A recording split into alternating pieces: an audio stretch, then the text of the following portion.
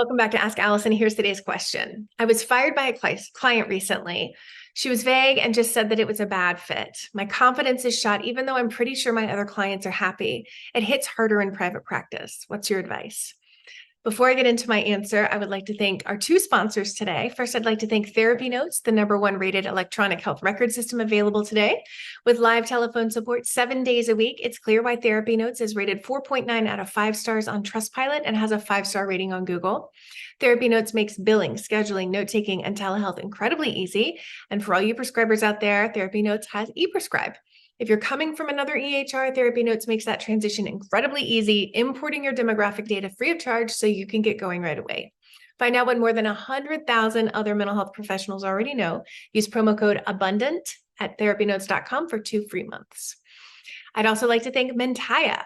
Want more clients at your full cash rate? Mentaya is a platform that navigates out-of-network benefits for clients. They get clients on average 70% back on therapy by filing claims and chasing down insurance companies.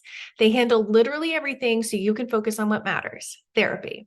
Go to mentaya.com or click the link in the show notes to learn more and get 1 month free using the code ABUNDANCE. All right, so to answer this person's question, it does hit harder for 3 reasons.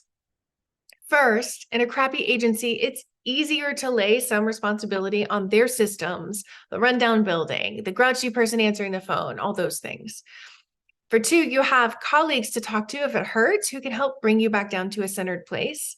And 3, it might not be an ideal client firing you in an agency, but it may be in a private practice. And those are all important factors to acknowledge.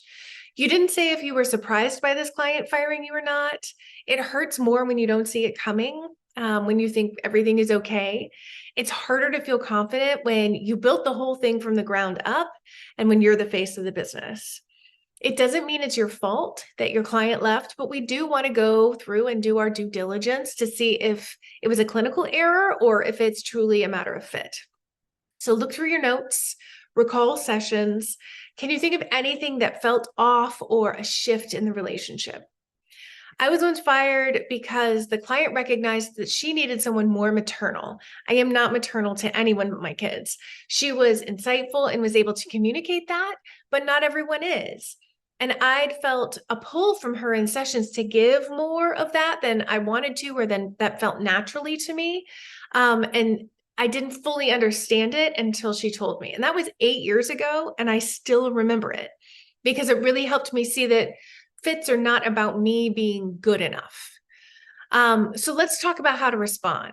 In response to an email firing, for instance, I might respond with something like, I totally understand. I'll take you out of the schedule for next week. If there's anything it would be helpful for you to communicate to me about our work together or what made this a bad fit, I'm open to hearing it.